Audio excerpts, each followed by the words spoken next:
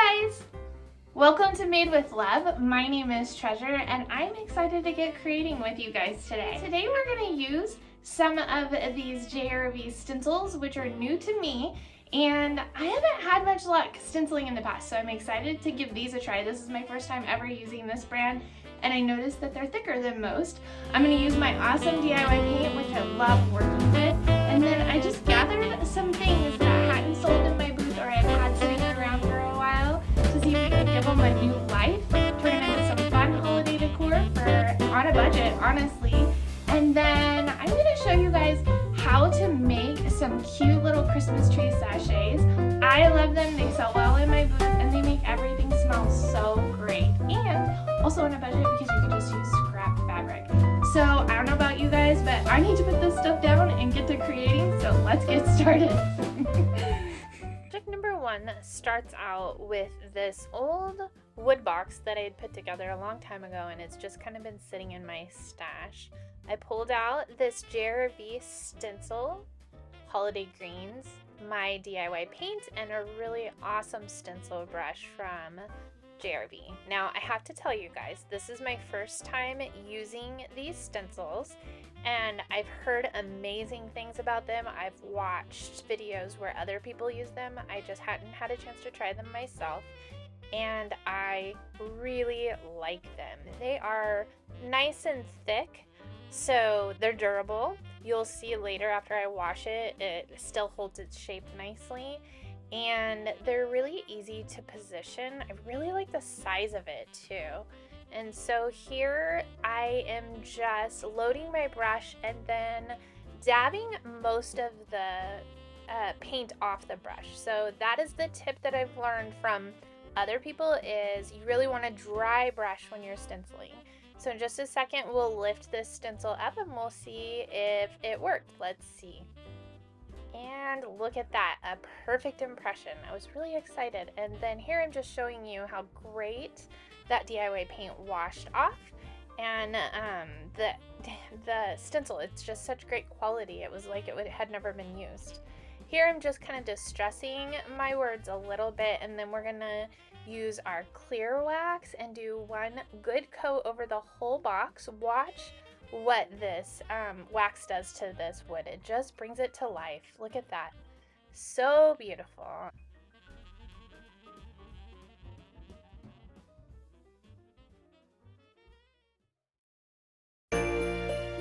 For project number two, we're going to make these Christmas tree sachets that are going to be filled with rice and filling and cinnamon bark essential oils. They smell really good. So I outlined the tree, and then I'm going to take mine back to my sewing machine and sew around those edges, but you could use hot glue if you wanted to. After I had those edges sewn, I'm just going to go ahead and follow the shape around to cut it out. We're leaving that raw edge exposed on the edges of these little trees, and then I'm just going to fill it back and forth with that fiber filling and that mixture of some cinnamon sticks that have been kind of broken up and the rice and that essential oil. And then once I get it as full as I want, I'm going to take a little piece of a cinnamon stick that will act as the trunk, and I'm going to stick it in there and then just hot glue around it to close it up. A little trick at the end, I go ahead and put a little squeeze of hot glue down that cinnamon stick so that the rice doesn't try to escape through that little hole. Ask me how I learned how to do that. Might have had some rice when I flipped it over start falling out, but there you go. And then I'm just going to add this cutie little wood star on the top, and we're going to tie a bow around the trunk. And there you have it, an adorable little Christmas tree sachet that really was just made with my leftover supplies. And I just love these. They're so cute. If you put one in your car or in a drawer when you get in, it just smells so good. These make the perfect little gift to give away to a friend or family member.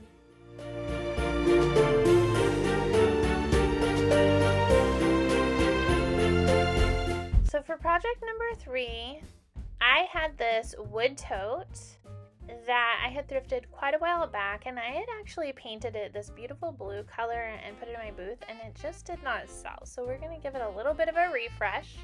Here I'm taking my DIY paint, Prairie Gray, and I'm just going to go over top of this beautiful blue color.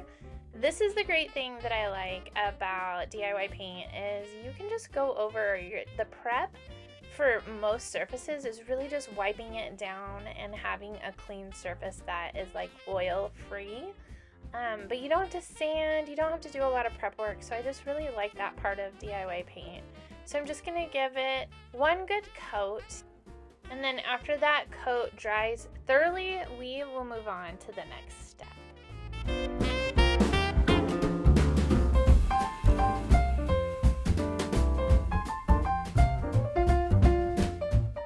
Now that the paint is dry, we're just going to go back in with this baby wipe, and we are going to distress back a little bit to that blue, just let it peek through. And this is the other thing that I love about DIY paint is it's so easy to distress back, and I honestly feel like it gives a more natural look.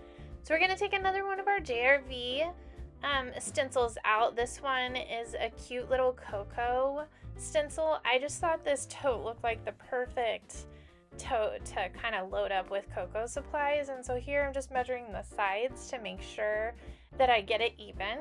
And the amount of space I have to work with, the gap in the middle of the old-fashioned and the hot cocoa didn't work for me, so I'm going to make my own gap, which is what I love about these stencils is you don't have to do it just like they laid it out. This is just a recommendation. And as you'll see here, I kind of move things around to make it work for my project. So go ahead and enjoy the process, and we'll kind of see what you think of where I decided to place things.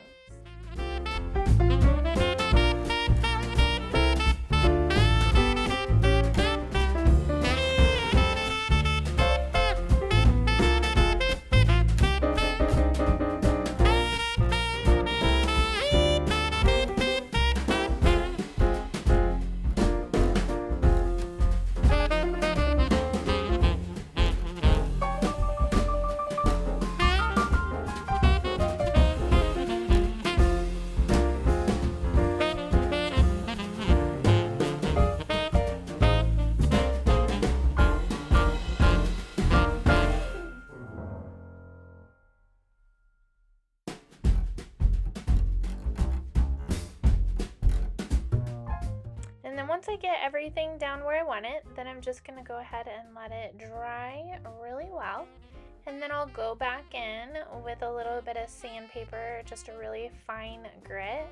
Just give it a little bit of distressing so that maybe it looks like it's made it through a few seasons of the hot cocoa bar. And then once we get it all sanded the way I like it, I'm going to go ahead and pull out my liquid patina, and I will give it one good coat of liquid patina, let it dry, and then give it one more coat just so that it's all nice and sealed in and ready to be used and washed down.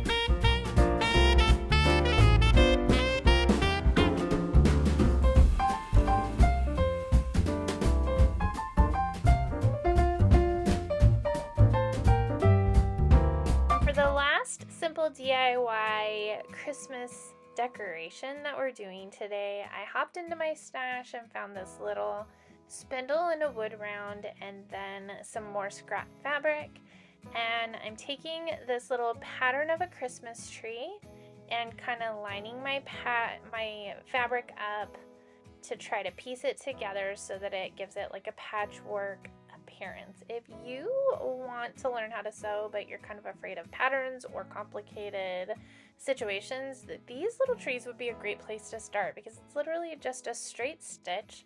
You can't mess this design up.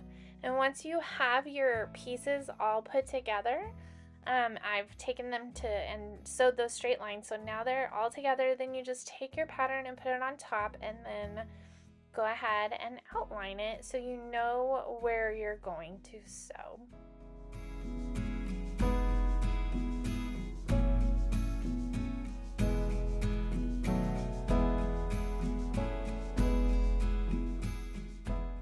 here you can see that I've outlined it, and I'm just gonna sew along that, making sure down here where I'm marking that I don't sew in between that, because that's where the spindle will go.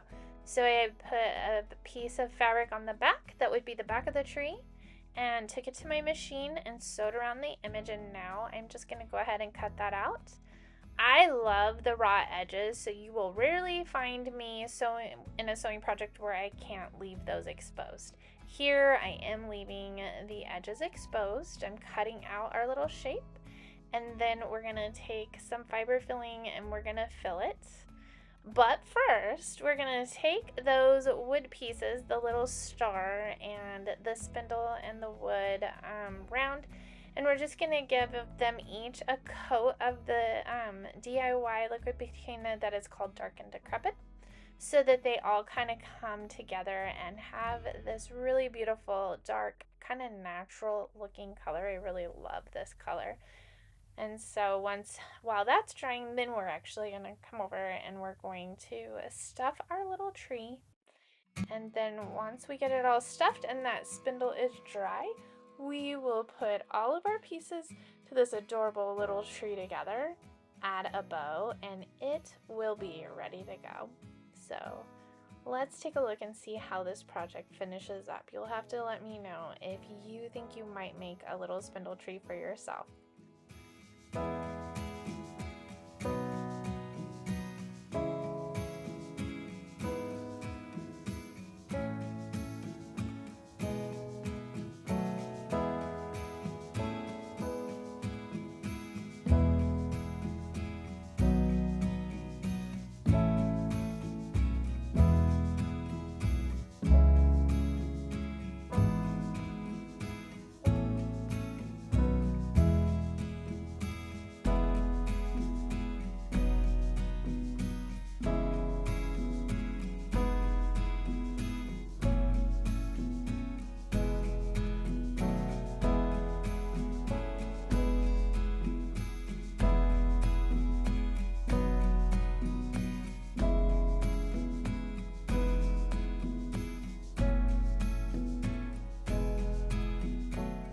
All right, guys, so what did you think? I am so excited because those stencils are awesome. I can't believe that I stenciled 2 different projects and no bleeding. No bleeding. I know, okay. Yeah.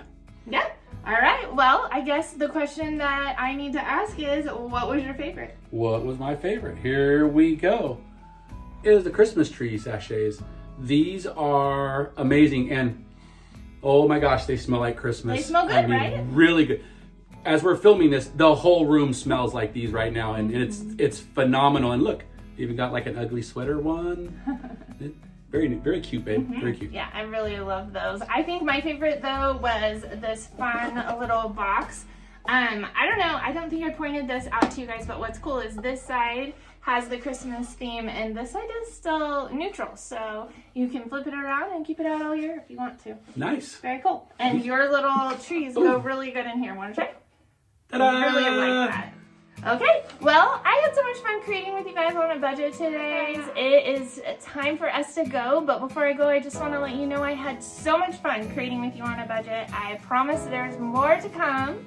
And all you have to do that is to like and subscribe down below. We appreciate your support, and we also want you to remember you were made with love. So go out and change the world. Bye, guys. Bye.